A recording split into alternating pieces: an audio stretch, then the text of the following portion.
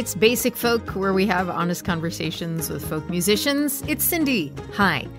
If you do a web search for Steve Tilston, most of the results will be about John Lennon.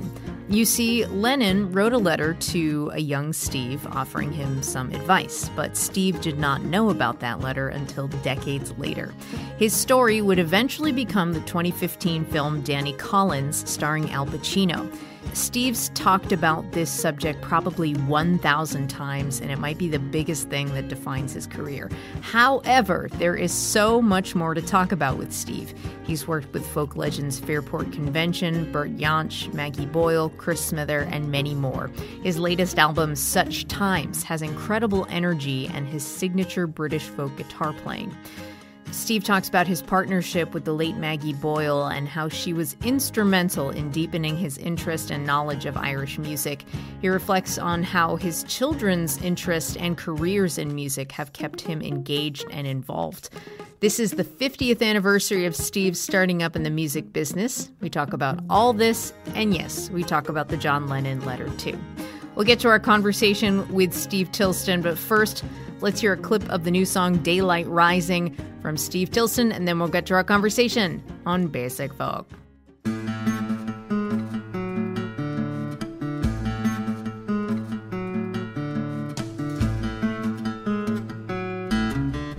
Daylight will come rising with a long night, a last goodbye.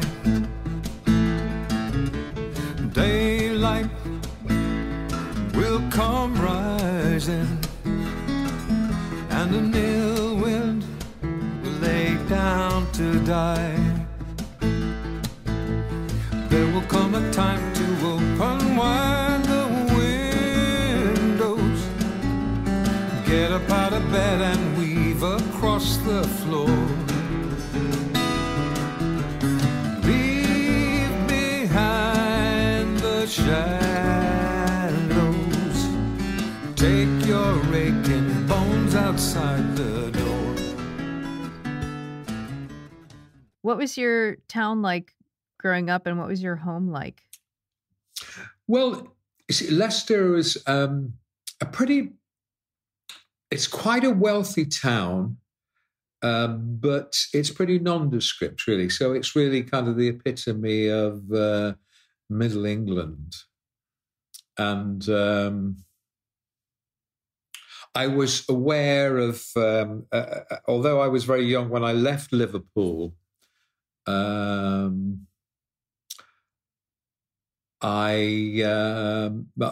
dad was Welsh, you see, so we would go practically every other weekend. We'd go back to North Wales to spend time with the family there, and so there was always a feeling for me that although I lived in Leicester, I was from part of something else outside, you know. And I think part of that Welsh heritage, and but you know, Leicester. It had a great music scene. And I think it was because out of that kind of almost nondescript aspect, people tend to dream, I suppose, you know, and have musical dreams. I know I did, you know, sort of, there was always a great music scene and some great players there. I mean, not a patch on Liverpool, really, but even so, it has turned out some quite good musicians. And yeah, so but it was a place I wanted to. I knew I would leave there as soon as I was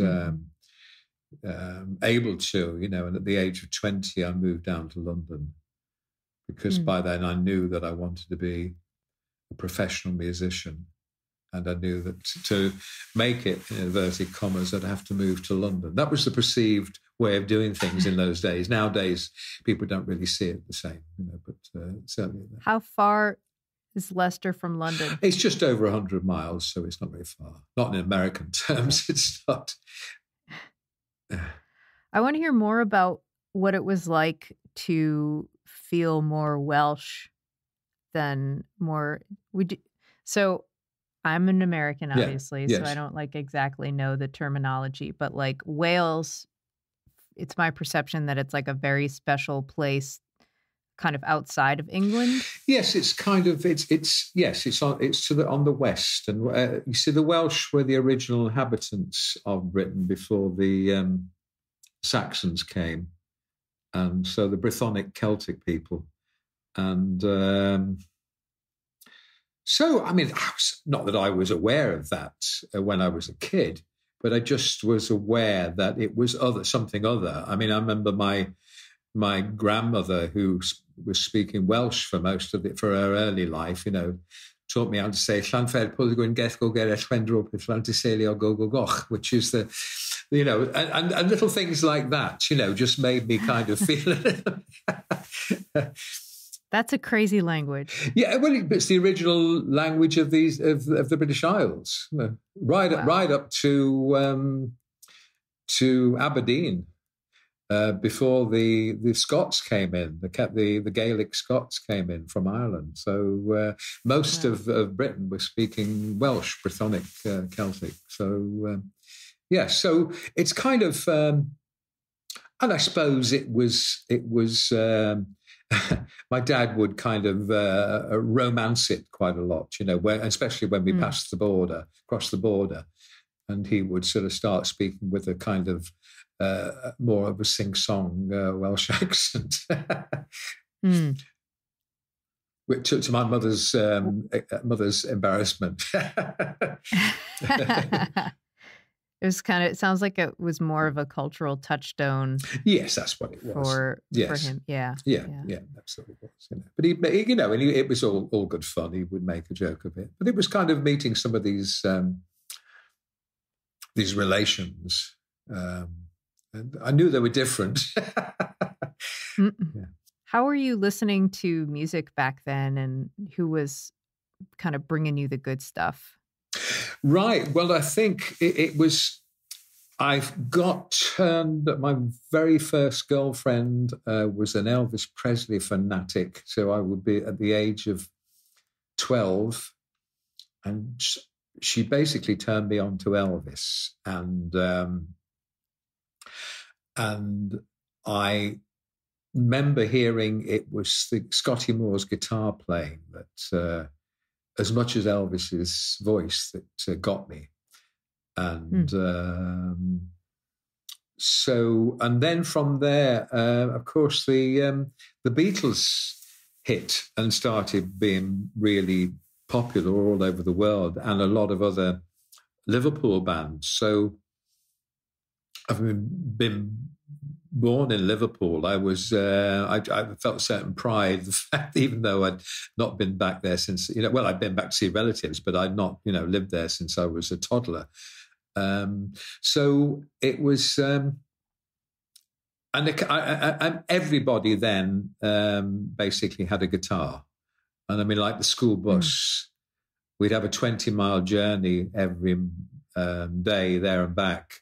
On the school bus, and it seemed like everybody was strumming a guitar, and you're all trying to outdo each other, see the first person to play a bar chord, and who could play which, solo from which Beatles song, and the Rolling Stones, and all this kind of thing. And I remember the bus driver screeching to a halt, and he turned around and he said, "I can't stand it anymore."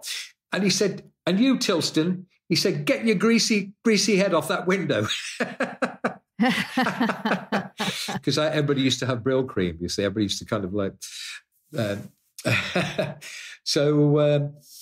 it was kind of, like I say, it was at that particular time in Britain, it was...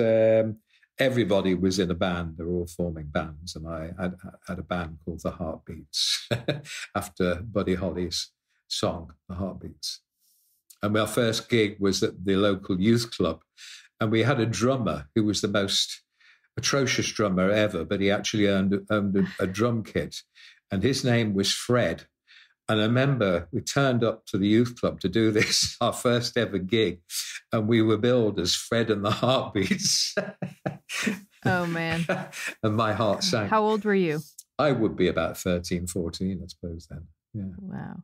So I'd only had a guitar for about a year or so then. Yeah. Where did you get your first guitar, and can you talk about how it first felt to play and learn the instrument? Well, I got one for Christmas, and I really hadn't got a clue how it worked, and it wasn't until an uncle came who'd been in the army, and he knew a few chords, and he showed me a couple of chords, and that was it. And it started falling into place. And then, of course, it was a shared experience, because every other person I knew was trying to play the guitar at the same time, and trying to play the latest Beatles song and whatever. I grabbed this quote from you about the type of music that resonates with you. I think I wrote this quote down, and I wanted to ask you about something in particular. So the quote is, "Whatever the format, a song has to swing." And your songs all seem to have like a particular swing, especially like in your guitar playing. And you've also been in the company of other guitarists who like also have that kind of like swing element. Chris Smither, Martin Simpson, Wiz Jones. Yeah, Wiz. I'm glad Wiz and Chris in particular. Yes, they've got that swing, and it's just something you feel, isn't it? I mean, it's. Yes, it just seems so important that it's such an intrinsic part of it, and it's the engine room of the music, really. So yeah. How did you learn that particular style of playing, and can you talk more about what draws you towards it? Well, it's kind of I mean, initially it was I started getting. I could see how things matched up, certain guitar styles, and how a lot of them were. I was inexorably drawn to the blues, because so much music comes from that. Certainly, so much rock and roll music, and so I remember hearing. And at that time, you see, a lot of when the Rolling Stones hit, they were citing all these blues people who were influential on them.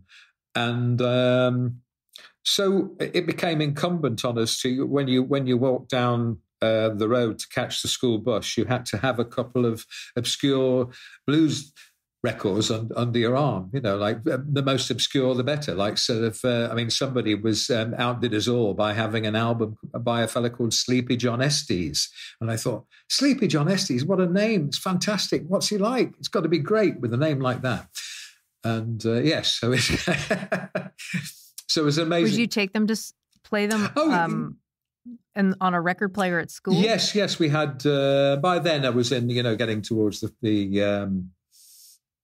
as you progress, as you get a bit older, and also I was in the art class, so as the art stream, and so we had in the art room we had the older sixth formers would have had a little deck, and they would be playing music during the break time and during the lunchtime period. So it was music was at that particular time it was everywhere, and it seemed like it was. I think obviously in America you've this kind of music is it's your music initially, and so it seemed like something new. I think we just something new, a new experience over here. I mean, obviously, of course, we've had music, but it was just the rock and roll and the blues and. I mean that in the 60s, it hit Britain in it was a real boom, and I think a lot of the black musicians were finding it difficult making a living in America, and so they were coming over to Britain and Europe and being treated as kings, and it was certainly Big Bill Broomsey, and then locally. I mean, later I remember we used to have these blues packages, and they would come every year, and there would be about a dozen acts. Well, I saw some of the great, like a live show. Yeah, I saw some of the great players there. I saw Son House. I saw Skip James, Sonny Terry and Brownie McGee, Hound Dog Tack. Go on. They were just, and they were just fantastic. Great education. Oh my gosh, you are friends with Chris Smithers. Well, this happened long before I knew who Chris was or he knew who I was. Yeah, but you guys are living parallel well, lives. that's absolutely right. Yes, yeah. Yeah. You mentioned the art room. You were working as a graphic designer before you decided to do music? That's right, yes. When I left school, I was going to go to art college, but in the summer holidays, I was looking for a job, and I just applied to this an advertising agency that had a design studio, and it just so happened I applied, and there was a post going, and I just wanted a summer holiday job, and they said, "Well, it's a trainee. We need a trainee, permanent post." So. And they offered me what then I thought was almost like a king's ransom. So I took it, and I worked there from the age of 17 till 20. On reflection, I wish I'd gone to art college instead. But I was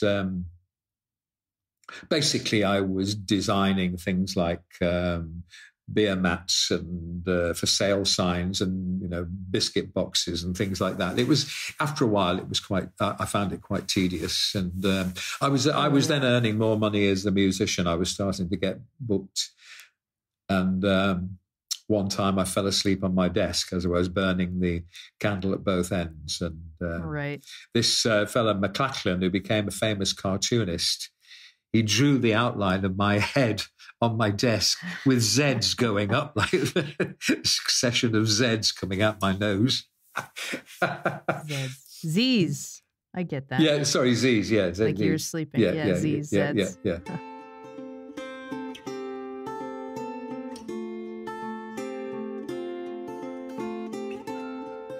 I wanted to ask you about your writing style, a couple different questions about like how it's progressed over your career. Like when you first started writing, I read that you were reflecting and hear the reflecting of nostalgia in your songs, even as a 21-year-old.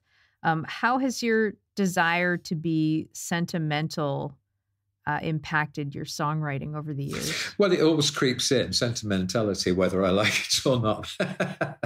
But not unduly, I don't think. I mean, I kind of... I'm still a sort of romantic at heart, but, I kind of... the age that I'm at now, I can't help being a little bit cynical about certain things. And... yes, and some of that may creep into the music, because I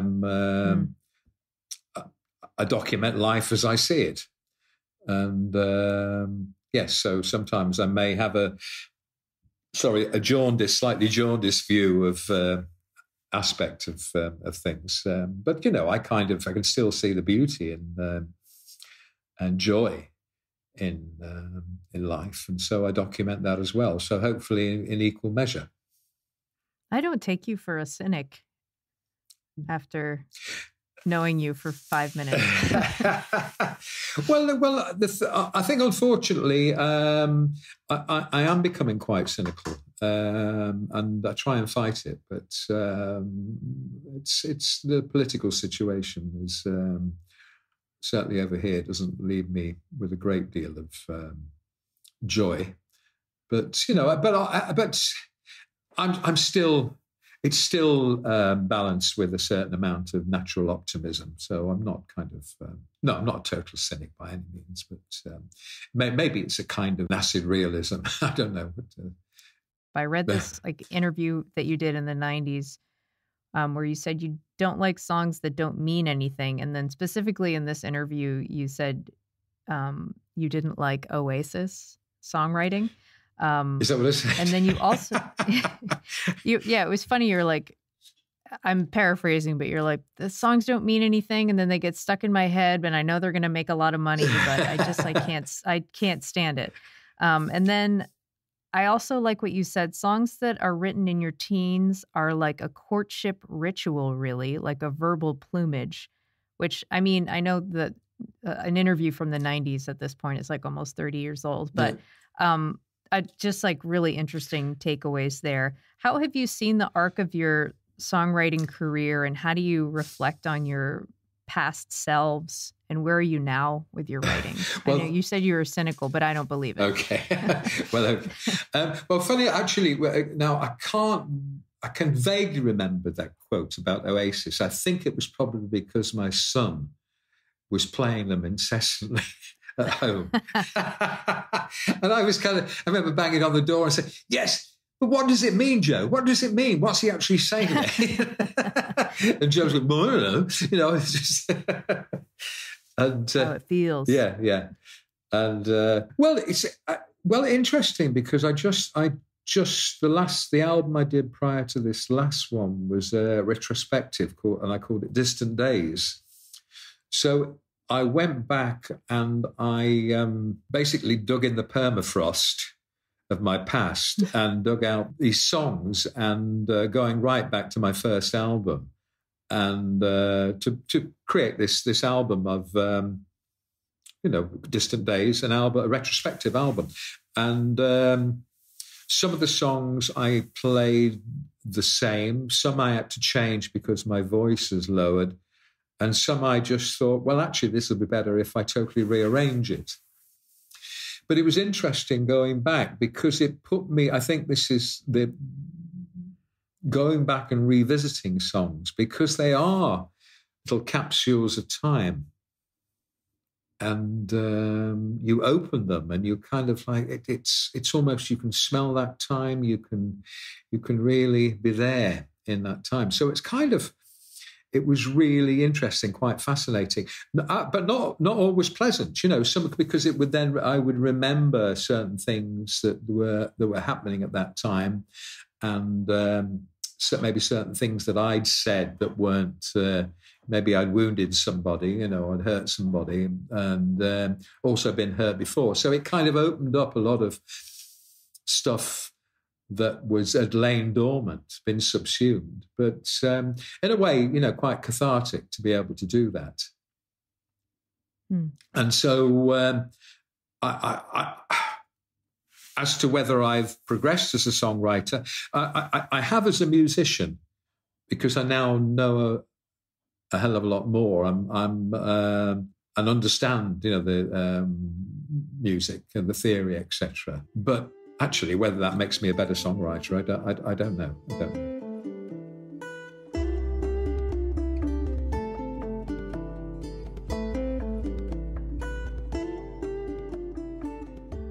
In 1972, after you released your second record, The Collection, I read that you ran away to fish mackerel in the West Country. Yeah, I did. Which I need a translation for what that was. Right, okay. The second album was the difficult second album. Somewhere in there, lurking in there, is quite a good album, but it got overproduced. It got things added to it that I didn't want to be added to it, like brass sections and string quartet. Well, the string quartets were not bad, but the brass sections were just... and the sleeve as well. So I was just insanely embarrassed. I was by the whole thing, and I just felt so sick about it. And I really was wanting to stop the album being put out like that. And ultimately, I fell out with the record company. So there was a lot of bad feeling there, and they said they'd put so much money into it, and they basically were trying to turn me into a kind of, a pop singer-songwriter. And I just didn't particularly want to go down that route. And so anyway, I basically said, well, bugger it. And I ran away. And I got a couple of friends who were fishing in Penzance in Cornwall, fishing for mackerel. They got a small boat. and they were going out, and I joined them, and I kind of I thought, I kidded myself, I'd left, and I was, this is what I was going to now do. But I basically, I just did it for about 2 or 3 weeks, and it was and it was I mean, for a couple of weeks it was idyllic, and then the bottom dropped out, the mackerel fish, and so we had to go long lining, which means is you've got a line that is about half a mile long, and it's got a hook at about a yard every yard, and you first of all, in the late afternoon, you have to bait every hook, and then you go out in the boat and you throw this long line over board, and then first thing in the morning, about 5 o'clock in the morning, you then go out and you pull this long line up. And I still have nightmares of some of the fish we pulled out from this dogfish, which is a member of the shark, very small shark, but conger eels, which are vicious creatures. And so I thought, well, maybe the folk sing is the life for me after all. So I bid my goodbyes to the fishing industry and went back, and nobody knew I'd gone anyway. Right. Yeah. That sounds fun for about 2 weeks. Yeah, that's right. Yeah, it was. Or interesting, yeah. Not fun. So in thinking about what the label was doing with your record and what you wanted to do with your record in terms of like aspiration for success versus artistic expression. Yeah. How has that balanced for you throughout your career? Well, in fact, that was a salutary lesson, that album. And so I basically said to myself, I promised myself I would never be put in that situation again, that I would always have control over what was released and what the music I made, and that's how it's been, really. And I'd be honest, it'd be true to say that I've not really kind of experienced great wealth and riches and success. But on the other hand, I've always been my own man, and I've managed to make a living at it, and I wouldn't change it for the world.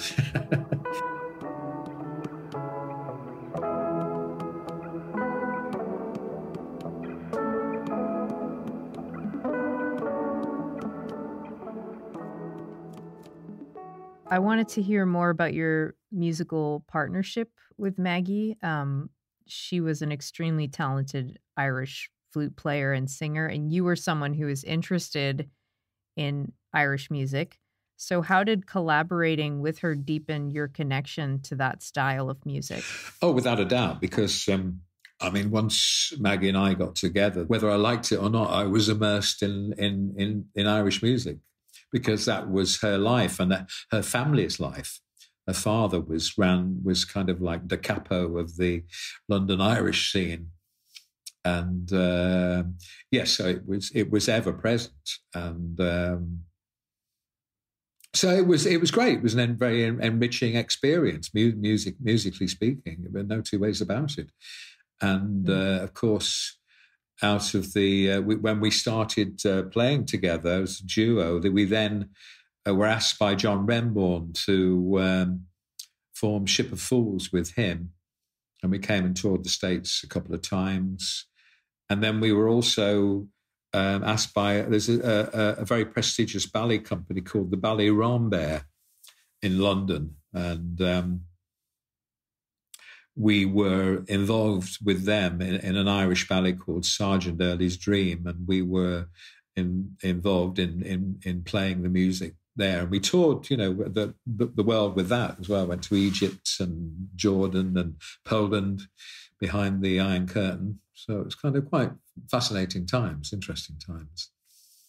So, yes, which wouldn't have happened. Wouldn't have happened unless I'd, without that connection that, through Maggie Boyle and all the musicians I met, the Irish musicians. So, how did being around all of that Irish music maybe change change you as a musician, whether it be your writing or your playing? Well, it did, without a doubt, because I was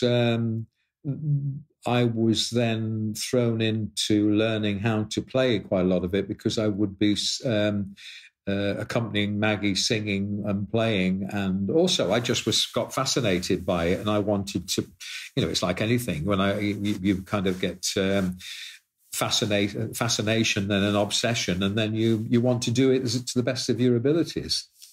And I think when we were with Ship of Fools, the band, obviously we were out touring professionally. Is Irish music similar to the music of Wales?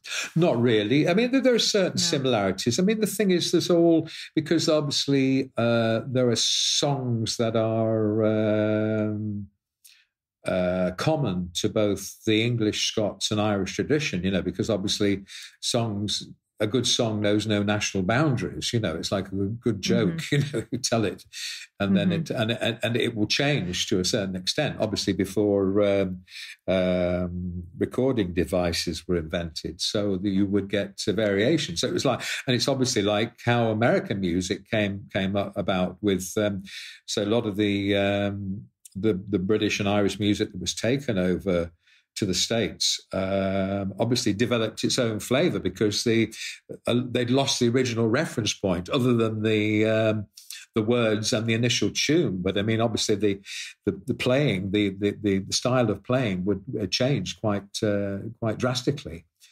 I'm glad it did, because it's great, because that's one of the wonderful things about American music, And it really did get that swing, I think. Mind you, the Irish and the Scots have always had that swing. Now, whether the English did at that time, who knows? But I mean, being fair to the English, the kind of a lot of the big body of mostly the Appalachia, all those ballads were originally English. English. Yeah. Yeah. So Joe is in a punk band and Martha is a folk singer. So those are your two children that are professional musicians. Molly was as well. Molly, but she's not anymore. My oldest daughter Sophie is an artist. Joe, yes, he had a very loud punk metal band, and they came to the States a couple of times. They came to Canada quite a lot. They even went to Russia about 3 or 4 times. Wow. So they were called Random Hand. Oh yeah. And they got really quite popular, pretty much the top of that genre. But it was like, I went to a couple of gigs, but it was so loud, I thought I was going to have a seizure, so I had to leave. But Joe is kind of, he's got an alter ego. He's a very good finger picking guitar player and songwriter, and he's done an album for a label of just him, guitar and string quartet and things like that. It's a lovely album. Oh, yeah. And his last name is yours. Yeah, Tilston, and Martha as well. Martha is quite well known over here, and she's got quite a big following. And I don't know if you've heard any of her music, so yes, it's different to mine. She's got her own sound and everything. Yeah. So how does having musical children keep you energized in your own music, and how does it help you relate and connect to them? It's just how it is. So I think with Martha, right from the word go, she kind of she knew where she wanted to go and the kind of music she wanted to write. So when she would ask me for what I thought, and a couple of times I criticized, I said, well, why are you doing this? Why? And she really didn't like it. She said, well, basically, what right have you got to criticize? I said, fair enough, you just carry on writing out. So really, we kind of leave that all that aside, really, I think. And she's her own woman. She's a great writer, and if she'll ask me, I still will tell her that certain things I don't. But she's from a different generation, a different viewpoint, and a different way of writing. And you see, I'm still I don't know what it is, whether it's just because the age or the kind of the school background I come from. I just I find myself I'm still caught in the tyranny of rhyme. I still like the rhyming scheme. Still are important to me. I just and she doesn't have those constraints. And I wish, I had that freedom sometimes, but it's so ingrained in me that this kind of and it troubles me if things don't rhyme, or at least have a semblance of rhyme, and also a certain sort of scam. Is it kind of like ignite your perfectionism? It doesn't rhyme. Well, it does. Yeah, sometimes. Yeah, it will. Yes, it will. Kind of thing. I think. Well, hang on. That's not. Why did she say that? She could have easily chosen this word. It would have actually nearly rhymed. But she, it's just a different aspect, different way of looking at things, a different way of doing That's it. Funny. And, yeah. So. That's hilarious. Don't you dare tell her I told you so. I won't. Yeah. Secret safe. No one will know.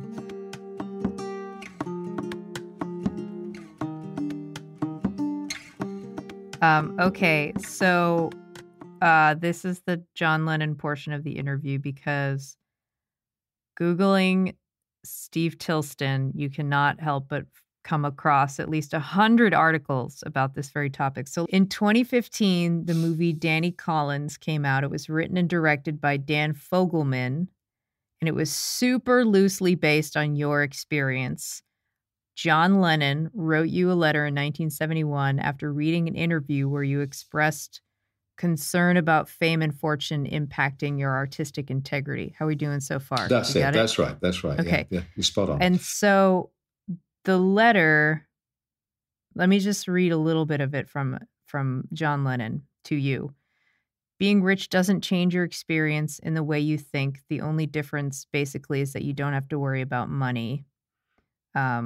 Everything is the same as anybody's. I know I've been rich and poor, and so has Yoko. So what do you think of that? Love, John and Yoko. I skipped a couple lines, but so you did not know about this letter until 2005. You talked about it in a 2010 interview that Dan, the director and writer of the movie, read. He then contacted you and asked if he could make it into a film, except your character would basically be the total opposite of you. So Al Pacino plays this corny rock star whose life has completely been changed by fame, drugs, women, terrible things. Anyways, lovely film. There is a whole lot to process in that whole story. So I have a couple questions. Sure. Thank you for bearing with me retelling that story. Sure you've heard it a million times. Not this week. About the not this week. About the John Lennon letter. So you were at first you were understandably irritated when you found out about it, but then you came to the conclusion that your life would have probably been the same had you gotten the letter in 1971 instead of learning about it in 2005. Can you talk about the cycle of emotions you felt during that time, about your life, your music, your career, and how you worked to that conclusion that, you know what, it probably would have been the same had I gotten this letter? Okay. When I first was contacted by this bloke, this fellow in the States who bought this letter, and he wanted me to verify it. So he said, are you the Steve Tilston or son of Steve Tilston that John Lennon wrote to? Something about Zigzag magazine. And so I thought, what Zigzag magazine? What's this? So I said, well, I did an interview for, he said in 1971, I did an interview for Zigzag in 1971. Tell me more. And he didn't know that you didn't know about it. That's right, yeah. So I think then he thought, this could be dodgy. What's maybe I want the record, want the letter back. I don't know. So he went quiet, and I said, look. So I sent him this email and said, look, I don't want the letter, but I would like to see a copy of it. And can you because obviously it's you've kind of whetted my appetite to the nth degree. Can you? So then Totally. straight away back came this perfect copy, of course, electronic copy of this. And I couldn't believe it because it was, sure enough, it was the real deal. And not only that, but John Lennon must have spent the whole afternoon writing it and colouring in and doing little doodles and things on this letter. And in fact, Dan Fogelman had dinner with Yoko Ono, and she remembered him doing that letter, which is amazing. Oh, wow. Yeah. Anyway, so when I found out about this, I started thinking, well, what's happened here? Somebody has obviously not told me about it. They've received this thing at Zigzag magazine and they've sold it on, and somebody's made a nice piece of change somewhere along the line. And I'm not, it is my property. But so I then rang the person who I thought was responsible, and sure enough, I could tell by the way he wasn't expecting me to ring him out of the blue, and I could tell he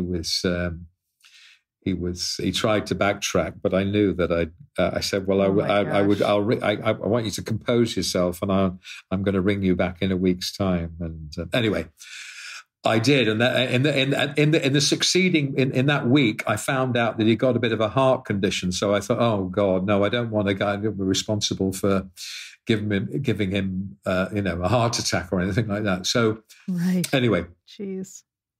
So I'd written this novel, a historical novel, and I was looking for somebody to review it. And a journalist friend, had put me in touch with somebody at this a British newspaper called the Daily Telegraph, and they interviewed me about the book and everything. They said, well, it's all very well, but we need something to hang this on. And I said, anything sort of happened recently that's kind of interesting? I said, well, there was this John Lennon letter. And of course, straight away, the whole thing became about John Lennon. And there was only a tiny little bit about my book. Right. And also a book. Yeah. Yeah, that's right. So anyway, so then it became, it got a hell of that was the first time it went sort of global. And obviously Dan Fogelman must have read all about this, and it gave him the idea of making this film and using this device whereby a young artist a letter is written to him from John Lennon, but he doesn't get for 30 odd years. And that was the only real similarity really between, my life. As you said before, I mean, Al Pacino plays this kind of like Las Vegas style crooner. And yeah, I'm obviously not that kind of musician, but no. And he's obviously, he's been successful as regards wealth beyond the dreams of avarice, so it's not remotely like my life at all. He had a bunch of horns on all of his albums. Yes. Yes. So anyway, that's right. And a bunch of horns. Yeah, absolutely. And but it was Dan was very gracious and tied me in and on part of the action with the film and the part and monetary action, and it was great. So I made a bit of money and got to meet Al Pacino. So I didn't meet Lennon, but I met Al Pacino. I mean, the thing is, obviously, when I saw the letter and I saw that it was kind of written, it was like an older brother. This kind of it was like a sort of bit of advice, like an older brother's advice. And also, he'd included his home telephone number, which I thought was so poignant because my first inclination was to reach for the phone, but of course, the poor man had been dead for so long, and when I got it, I was actually older than he was. So it was a strange feeling, very strange feeling. And but quite honestly, if I had the letter, then it wouldn't really have been much of a story, and the film would have been made, and yeah. So, It would have been like a footnote. yes, I mean, obviously, as you intimated, there were 1,000 what ifs. What if I'd rung him? What if if I got it on time? And what if because I did have a brass neck. I was not backwards at coming forwards, as they say. I would have. Wait, hold on. What does it mean to have a brass neck? It means I was not terribly shy about, taking an opportunity. Oh, okay. Yeah, it wasn't.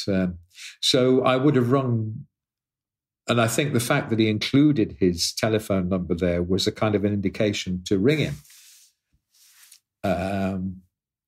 And who knows where that would have led? It would have been great to think that I could have gone and played some music with him, but you never know. But life for all of us is full of 1,000 what ifs, and so that's part of the life condition, isn't it? It's sort of. So he was 30 years old when he wrote that letter, right. And you were 21. That's right. Yeah. Just has a whole lot of.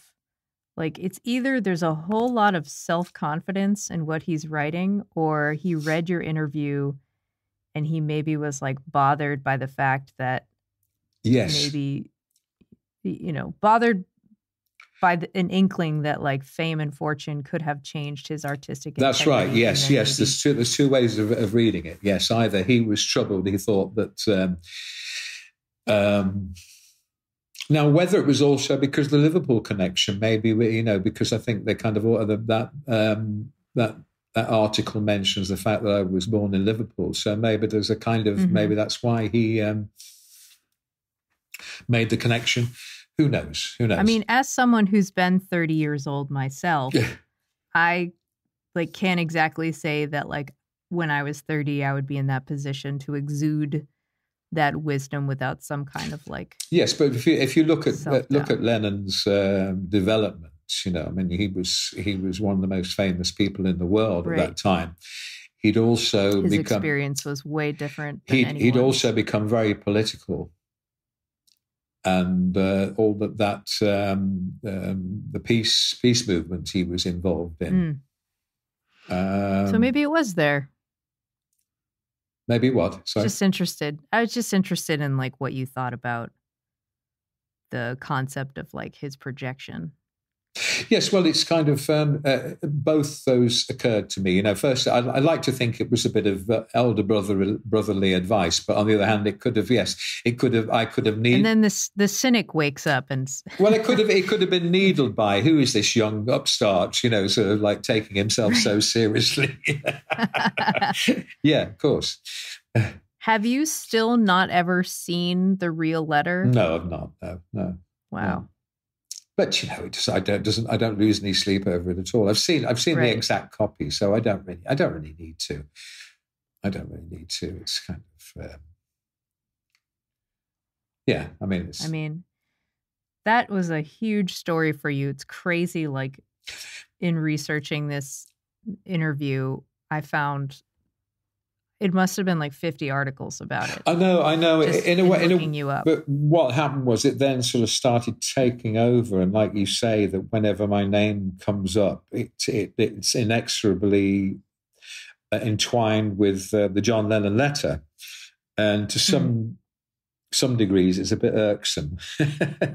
I do want to talk about your new album, Such Times, which I really enjoy. And Thanks, hear Cindy. about your new guitar that you used on this record, your self-designed Brooke Calder guitar. So about the guitar and then what it brought to these new songs.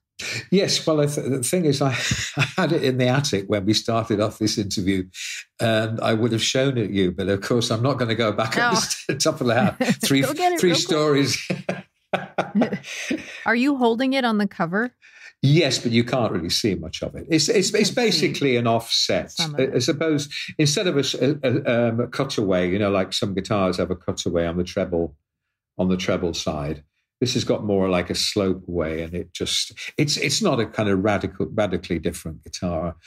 And I don't know why they made so much of it, but the record company, but obviously they mentioned it on the actual sleeve, and but it's great. You made it seem like you were over the moon about this. Oh, well, I am over the moon. It's a lovely guitar. It's a lovely guitar, but it's not sort of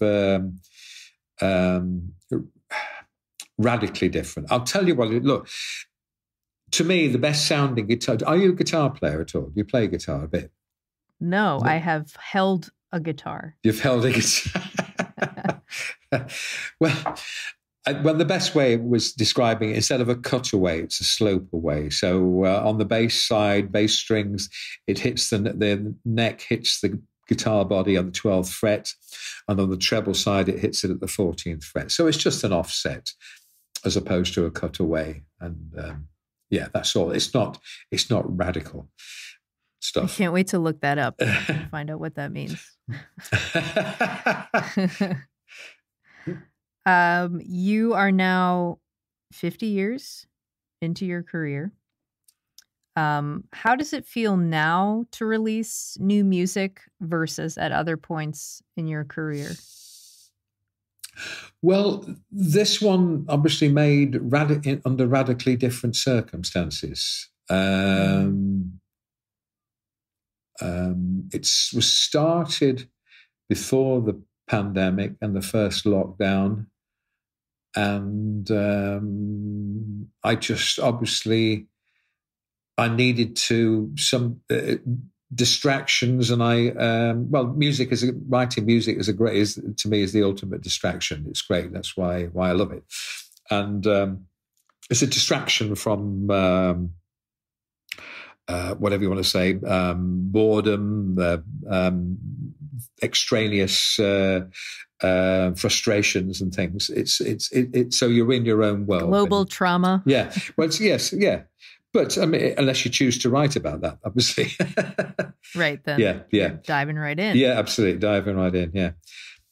And so I think I got the impression that I'm not remotely alone. Everybody, it was all these kind of little people in their own musical microclimates, strumming and plucking away and writing, beavering away. And yes, because it's what was happening out there, what is still happening out there is pretty horrendous, isn't it? So it's and so to be able to kind of still write music and to be able to record it under sort of certain, as I say, constraints. But for instance, if the album had been made under different times, it probably would have been a different bunch of songs written, and it probably would have had different instrumentation. But out of necessity, there's just three musicians playing, myself and two other. The bass player I usually gig with over here, Hugh Bradley, who also plays flute, and Dave Crickmore, who's basically recorded the last several of my albums, and is a wonderful musician. So he was able to play, add percussion and piano, and so I would tell him the kind of sound I wanted. And I said, when I wanted piano, I said, look, Dave, because I couldn't go there, I couldn't be in the same studio. But I said, look, I want you to play the piano, but I want you to play it almost like a rhythm instrument. I don't want you to play really anything fancy. So you let the guitar do the fancy stuff and the piano just underpin that, almost like a rhythm guitar, which he did, and it sort of works a treat. And he's had some nice subtle percussion and with a string bass and flute and a few extra, just harmony vocals, and that's it. With the pandemic, can you explain what the process of recording this record looked like? You're talking about it a little bit of not being in the same studio. Yes, because what happened was I've been recording. Dave Crickmore had a studio in his basement, and it's quite a small space, and so that was just not remotely permissible or desirable to go and in that small space with and record with somebody. I have another quote of yours where you said, "I honestly can't think of anything I'd rather be than a nomadic musician." So how has it been like for you to not be able to tour this past year? And what are some surprising things you've discovered about yourself? Well, it's been very frustrating, but in lots of ways. But on the other hand, it's kind of I'm blessed that I live in a lovely part of the world, in Yorkshire, in Hebden Bridge, and I'm in the hills, the Pennine Hills, and I'm able to get up out of my back garden, just go up on the moor, and then onto the tops of the hills, and it's just quite spiritual. It's beautiful up there. And it's been a great. It's been so every day practically. We go for walks, and so I've had to readjust my life quite a lot. I mean, I used to walk. I've always walked a lot, and rambled and or hiked. I think, but so I've missed the going out on the road and performing. Yeah, it's been a big part of my life, but I think I'm sort of old enough to be able to make the mental adjustment and sort of realize that this is the state, this is the situation we're in, and not to whinge about it, not to just to kind of like go, because this will pass, hopefully. And when I get out back again on the road, I will enjoy it even more, I think, so I'm still practice a lot, still play a lot, still trying to keep myself match fit. And, it's, so it gives me something to kind of focus on. Well, before we wrap up, will you do the lightning round? Yes, of course. Yes. All right. Okay. What was the first song you learned on the guitar? Deep in the Heart of Texas. That was what my uncle. It's the only song my uncle could play. He showed me it. I was pretty sure you were going to say a Beatles song, but I like that answer. Well, yeah, because the first dun dun dun dun dun dun dun, like the open strings on the inside of the guitar. Right. Yeah. Dogs or cats or something else? I've had cats and dogs when I was younger. My daughter's got this delightful dog that I take out walking, and I'm kind of in love with it, although I don't tell her that. And What kind of dog is it? It's it's called it's a cockapoo. And it's the kind of dog I never thought I would like. It's a cross between a cocker spaniel and a poodle. I keep saying to her that maybe I'll get a dog when they learn to clean up their own mess. But Who was your first celebrity crush? I used to love the voice of Doris Day. Oh. I really did. Yeah, I did. Who is the nicest musician you've ever met? Nicest musician I've ever met. I think Ralph McTell. Yeah. Chris is good as well. Chris is a good guy. Chris Smither is very nice. Yeah. Before I met him, I did not think he was going to be as nice as he was. No, he's great. Just because he's so great. Yeah. Anyways, first album you bought with your own money? It was Bringing It All Back Home, Bob Dylan. Nice. Yeah. What was your first concert? The first ever concert I was taken to see Jesse Fuller, the man who the one man band at the Il Rondo in Leicester. He wrote San Francisco Bay Blues, and he had his own drum on, and he would kick with a thing called a fadula, and would play a bass, and he'd play this 12-string guitar and have harmonicas and things. Beatles or the Rolling Stones? Well, I have to say the Beatles, because obviously from Liverpool and with the Lennon thing as well. But I just... Right. It's your personal brand. Well, yes, but I still love the Stones. I think the Stones, and they're still going, and they can still swing to buggery, rock and roll. They can just fantastic, yeah. Great. And they're in their 80s nearly, aren't they, I think? Yeah. Flying or invisibility? Flying or invisibility? No, I'm not. Flying, I think. I quite enjoy flying now. And if I know I'm going to somewhere exotic, I went through a period of not liking flying. When does that end? Because I'm in that period now. Well, it's interesting. So somebody said to me that they said, are you au fait with this Arab proverb that cowards die 1,000 deaths? And I thought, my God, yes, and that cured me. But I think what in actual fact, no, what it was I was fine when I was a young man. When I started having children, then all of a sudden different things came into play. And whenever I would fly, it was a different aspect. But now I enjoy it. Here's the last question. Where's the most beautiful place you've ever visited? The place I would love to go back to is the Grand Canyon. But the place I would love to see is Canyon de Chelly. We didn't get to see that when we did the trip of the Southwest. But I'd love to see the Grand Canyon again. Yeah. Southwest is like a different planet. Yeah, it is. No, it is. Well, that's it, Steve. Thank you so much for doing the interview and talking for so long. It's just like so nice to. Oh, pleasure. Let's hope it all came. Yes, and you, Cindy. Thanks for doing your homework as well. Chris said you were good. He said you'd be on the ball.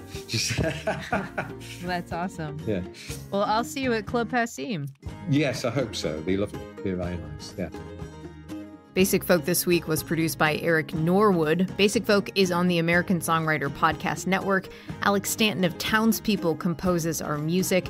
You can find Basic Folk wherever you get podcasts and at cindyhouse.net. And please share this episode if you liked it. It would be so helpful.